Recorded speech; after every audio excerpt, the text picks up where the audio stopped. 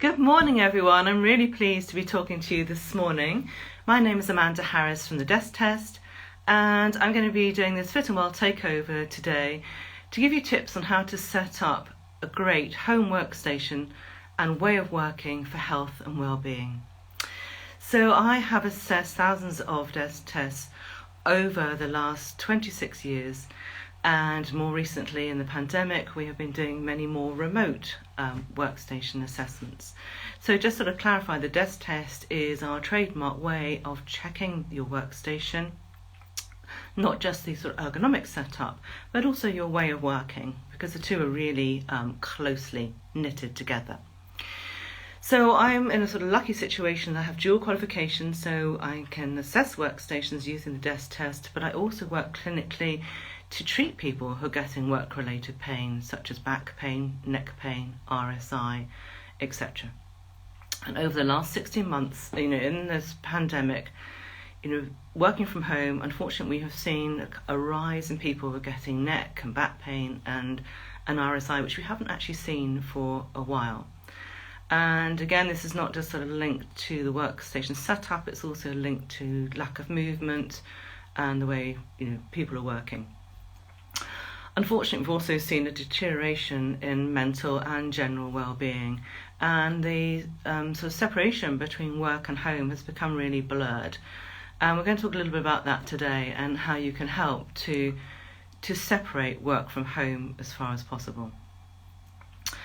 So in our desk test, the fundamental things that we look at are the space, the height, the reach, and the light.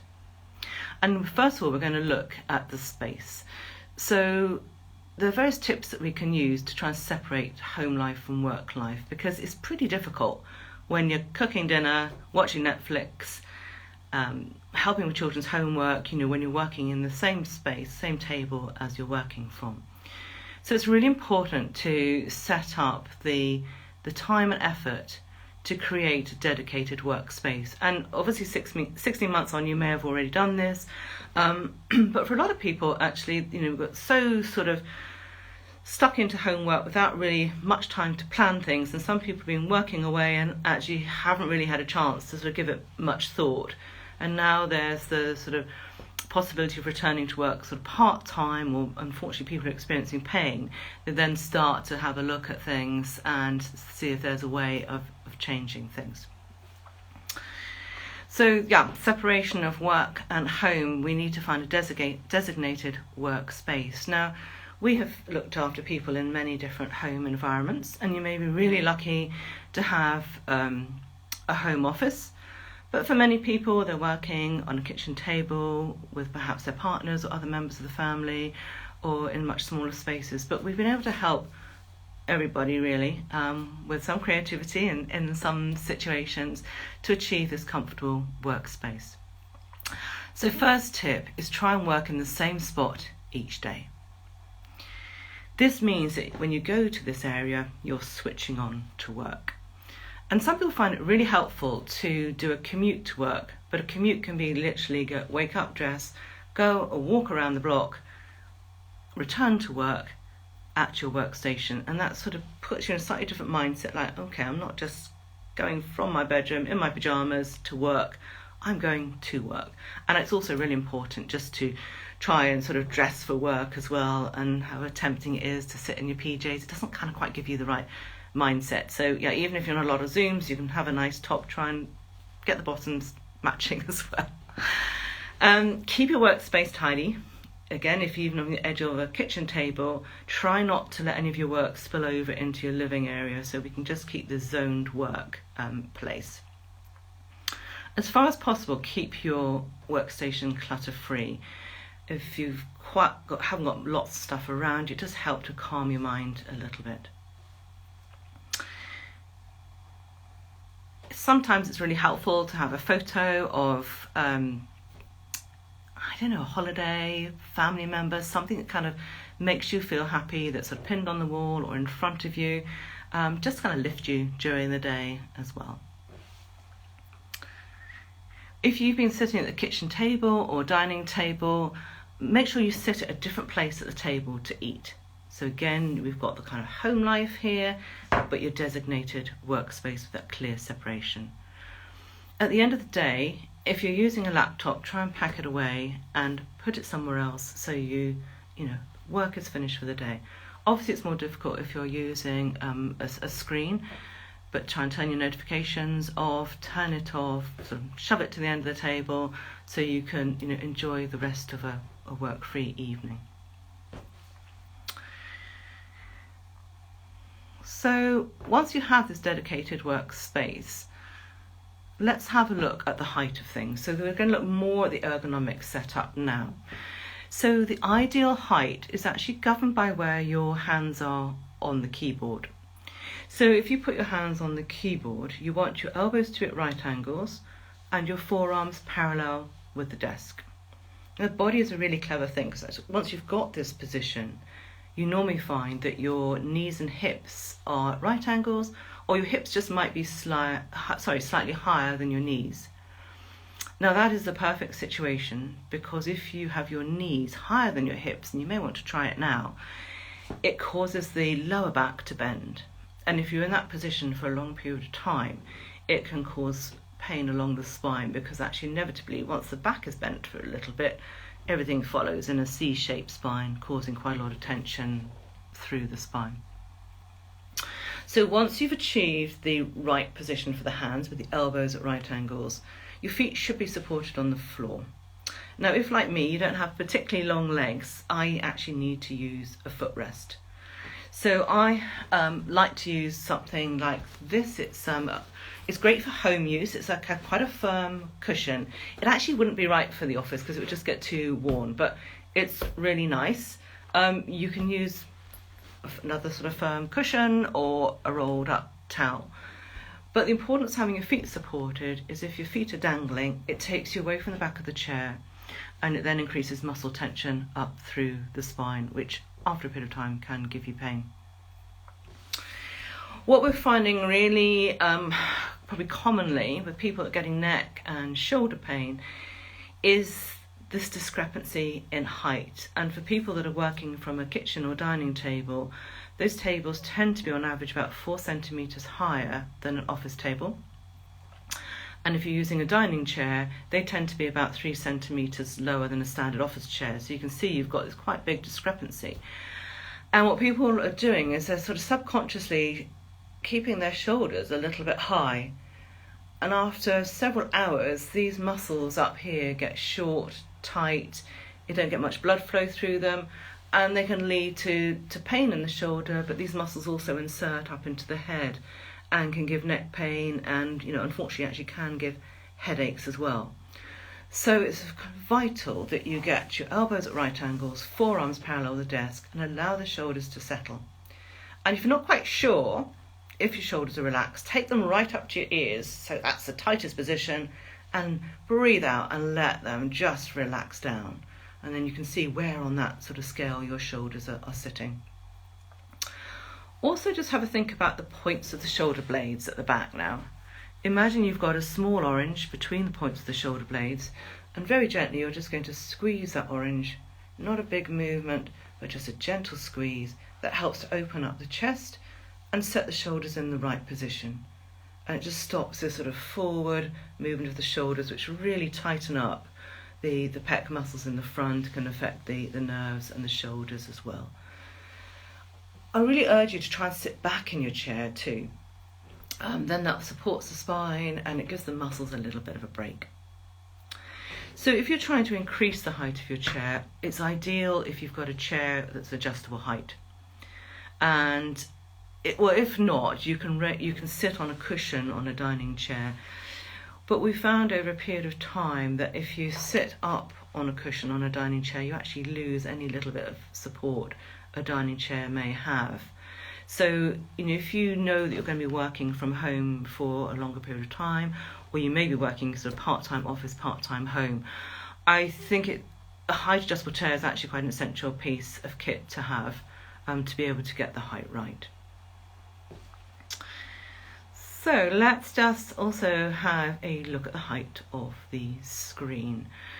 So ideally, when you're looking at your screen, you want the first line of text or the ribbon bar to be at eye level.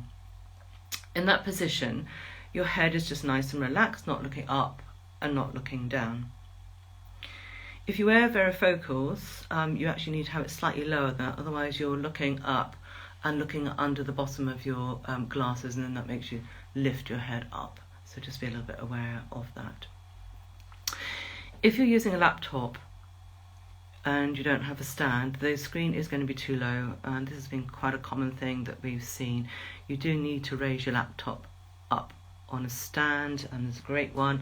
I use something like it's called a Cricket, and it's very easy. Also looks like a little bit like an small umbrella, easy to put in your bag, and then you can kind of move it out to put your laptop on. You can use books, and there's plenty of laptop stands on the market, but it's the only way you're going to get your laptop screen at the right height, and they don't have to be big bulky things. But obviously if you've got your laptop on a stand, you need to get a separate keyboard and mouse, because if your hands are up on the laptop keyboard, this is going to give these muscles big time problem, as well as other areas of the body. So separate keyboard and mouse is ideal for that scenario.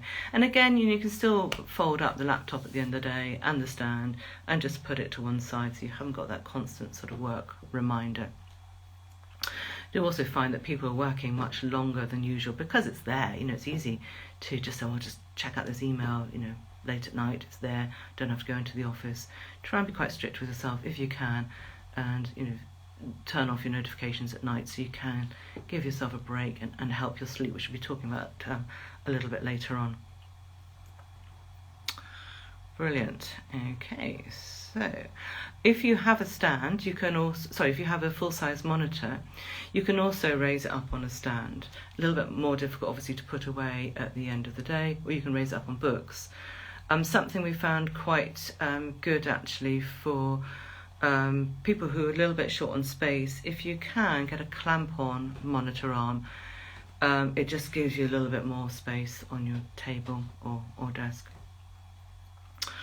Okay, so let's have a look. We've looked at space, we've looked at height, let's have a look at reach. So if you put your arms out in front of you and then just take them out to the side, you've just created a nice semicircle in front of you. Now that's the area really where you want your work equipment to be, within that area, to prevent reaching.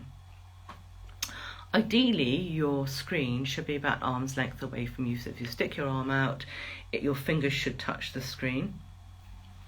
And it goes with the height as well. Keep the keyboard close to you, so your elbows at right angles, and the mouse. I tend to see quite a lot of people who are getting pretty tired at the end of the day, and they start reaching down, resting their forearms on the desk, or actually resting their arm on the mouse arm. And when in the clinic, I can actually see their body is slightly shifted to the right, and they've got sort of changes in their rib cage and muscles all tight on one side.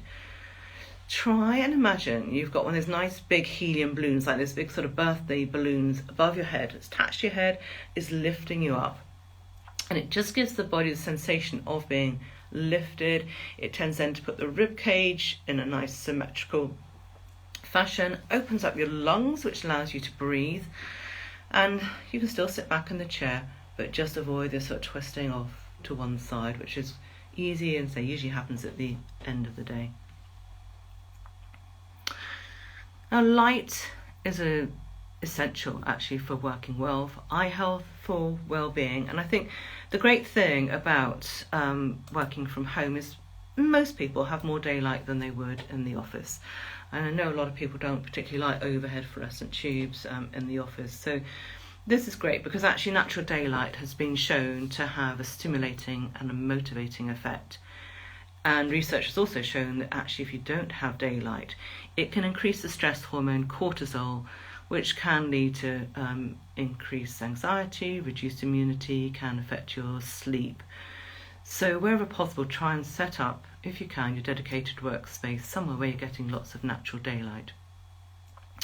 To avoid any glare on the screen, which can be a bit nasty on the eyes, have your screen at right angles to any windows, and if you've got a lot of daylight or bright light, which we don't seem to have today, hope you've got some curtains or blinds that you can use just to cut down reflections as well.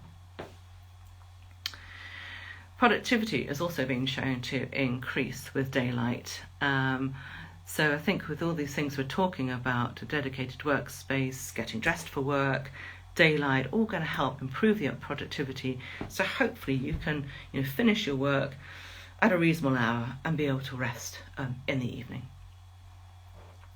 If you find you've just got a sort of single overhead light bulb, you may need a separate task light, like an angle poise light, just to put over your keyboard and monitor, just to give a nice soft light, a pool of light, so you don't get any eye strain. There's been lots and lots of talk about blue light, and if you research or Google blue light, it's claiming to cause an awful lot of things, from aging through to poor sleep, etc. Not everything has been sort of thoroughly researched, but it definitely seems to be that if you're keeping the blue light on, particularly at night, it can affect your sleep, because it can reduce the melatonin, which is the natural substance in the body that helps sleep. And also has been shown to not only reduce melatonin, but increase ghrelin. And ghrelin is the thing that makes you feel hungry. So there has been a little bit of research that has shown that kind of women in particular, unfortunately, who keep their phones on, lots of blue light, or their tablets on just before they go to bed, wake up more often and wake up feeling hungry, raid the larder, and over a period of time can start to put on some weight. So blue lights, try and turn off those notifications. You can at least an hour before bed, and most smartphones actually have a nighttime mode which cuts out some of the blue light, but you'll see lots and lots and lots of stuff on the internet about blue light. But I think for the moment, keep it simple and just turn off the blue light at least an hour before you go to bed. So in addition to people's setups not being great and leading them to get pain, the big factor we've seen is lack of movement for people working from home. And it's kind of interesting because my colleagues and I, who are all physios and all assess lots of workstations, thought, okay, look at positives, that people working from home, they're going to be able to move more, they're going to be exercise more. We had no idea that actually people would be far more sedentary than ever before, because it's all that incidental commuting, walking to meetings, grabbing a coffee, walking out at lunchtime. People are just finding, particularly with back-to-back Zoom meetings, it's really hard to factor in movement. So I'd really encourage you to take micro breaks and macro breaks. So micro breaks are small movements during the day that we'd encourage you to do 5 minutes every hour. But you could still be sitting at your desk if you really are sort of stuck in Zoom meetings. The macro breaks are more before work, lunchtime, or after work, getting in sort of bigger exercise, whether that's walking, running, whatever you like to do. But we need to get much more movement into the day. In terms of exercise, I'm sure you know, but the government guidelines are 150 minutes of moderate exercise a week. Moderate exercise raises the heart rate, but you can still talk, but you can't sing. And it's usually something like brisk walking, dancing, playing doubles, tennis. Or it's 75 minutes of vigorous exercise, so you can say more than a few words, but you actually then have to pause for breath. And that could be something like running, working hard on the static bike, skipping, netball. So it's really vital to get these, and these are sort of minimum amounts of exercise into our week. But interestingly, we've also seen quite a lot of regular runners who've maintained their running during the pandemic, but also getting tendon injuries like Achilles problems, knee tendon injuries, etc., purely because, although they've maintained their running, they've been just sitting much more during the day and just generally got deconditioned. So, it is happening to people who do sort of more recreational exercise and people who just are regular runners. So I'm going to show you some simple exercises you can do for your macro breaks. So hopefully it won't really affect your Zoom calls too much, but just be a little bit careful when you're shrugging your shoulders, that you're not shrugging in the wrong place on a Zoom call. So just a really simple, just lifting your shoulders up and relaxing will help these upper fibers of trapezius just move more, gets a bit of blood flow through them, and will stop that static posture which so often leads to pain here. And you can just do 5 of those, regularly through the day. A really nice one is also just have your elbows bent with your hands, palms facing the ceiling, and just take the arms out to the side. Just open your chest up. You'll also feel a little gentle squeeze of your shoulder blades, which is perfect. This just covers a lot of muscles. It'll stretch the pecs here. It'll help get your shoulders back and just get a gentle squeeze of those little lower trap muscles. And I would suggest, I'll just stand up a little bit, I would suggest doing 5 of these every hour if you can. Really simple. If you are on a call and you don't want to look like you're doing too much movement, again think about that little orange squeeze. So tips of the shoulder blades rather, just a little squeeze of the orange, hold for 5 and relax. And 5 of those holding for 5 helps to activate the lower muscles, the lower trapezius, which will release the tension in the upper trapezius here. And then just looking to one side just to give the neck a little bit of a stretch, and slowly moving to the other side. And I would do 2 stretches to each side, and then you can also just dip your chin down towards your armpit to stretch the muscles on the opposite side. Hold that for 5 seconds. And then you're going to do the same thing to the other side. So look to the side and drop your chin down as though you're looking towards your armpit, and hold for 5.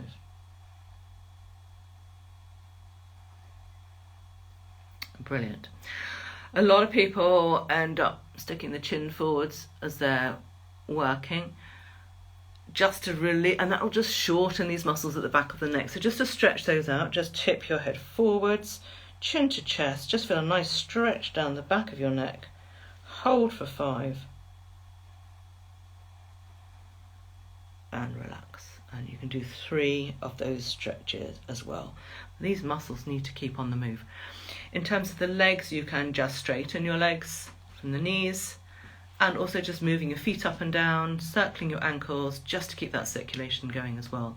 But ideally, if you can stand up on those sort of every hour, that'd be great. And if there's any chance of having a phone call rather than a Zoom call, so you can stand up and walk around with your phone, that would be even better.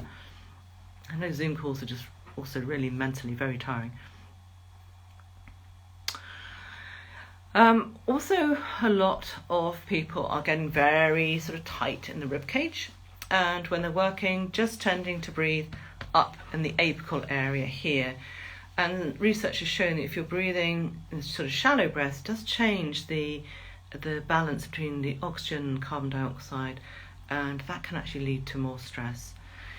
So breath is really important. But to breathe down in the base of the lungs is really important. So if you just put your hands on your rib cage at the bottom, I want you to take a big breath in and feel your lungs expanding into your hands. Keep the shoulders down and breathe out. And I want you to try and breathe in for 3 through your nose, expanding the lungs, and breathe out through your mouth for 3 as you let the breath out. So breathing in through your nose for 3, and breathing out through your mouth for 3. All the while trying to get some great lung expansion, which helps the intercostal muscles between the ribs and just calms your system down, because it calms the sympathetic system down. Sympathetic system is the one that kind of drives the fight or flight, but we know that if we're always on, that then becomes a negative thing. So nice deep breaths. We often forget about eyes, and many people, or many opticians, are finding their eyesight or their eyes are getting tired, and 50% of computer users suffer from digital eye strain. And it's mainly because with all our Zoom meetings and just constant screen use, we're only using one set of eye muscles. So there's a great thing, simple, called the 20-20-20 exercise, where you look away every 20 minutes for 20 seconds, and you're looking away for 20 meters, about 6 foot. And that then uses just a different group of eye muscles, so will help relax the focal length of the sort of computer focal length. It's a little bit like doing 100 squats. That would make your thigh muscles pretty tight and sore. Same thing happens with the eye. So 20-20-20, every 20 minutes, look 20 feet away for 20 seconds. Simple. We also forget to blink when we on the screen, so try and blink a little bit more often. And if you're finding you're getting dry eyes, try some eye drops as well. And finally, we're going to talk about, it might sound trivial, but actually it's scientifically based, about green plants. So green plants have been scientifically shown to reduce stress and improve pain tolerance. They also can act like an air purifier. And in 1991, Roger Ulrich found that hospital patients with a view of the outdoors required less pain medication than those patients that didn't have the view of the outdoors. The colour green also has a relaxing effect. And try and look for the broadleaf plants. They're a bit like Blue Peter. Here I have my plant. So lots of benefits of green plants. And finally, hydration is really important for keeping muscles nice and loose. And you obviously have to pee more often, so you have to move. And sleep is vital. A good 7-8 hours of sleep is vital for many, many physiological benefits for the body. And a great book to read is Matthew Walker's book. Don't have it in front of me. Yes, I do. Why We Sleep. Bit heavy going, but if you just kind of pick out chapters, there's lots of reasons why we need lots of sleep. So I hope you've enjoyed this talk today. I hope it's given you some tips that you can take away with you. If you need any professional advice, if you would like a desk test where myself or my colleague, all chartered physios and workstation assessors can give you an individualised setup, way of working, we'd be delighted to do that. Please contact us at the Desk Test on Instagram, or desktest.com is our website. So thank you so much. I hope you have a great day, and I hope you work in a nice, pain-free, comfortable way, and your health and well-being is brilliant. Thank you so much. Bye now.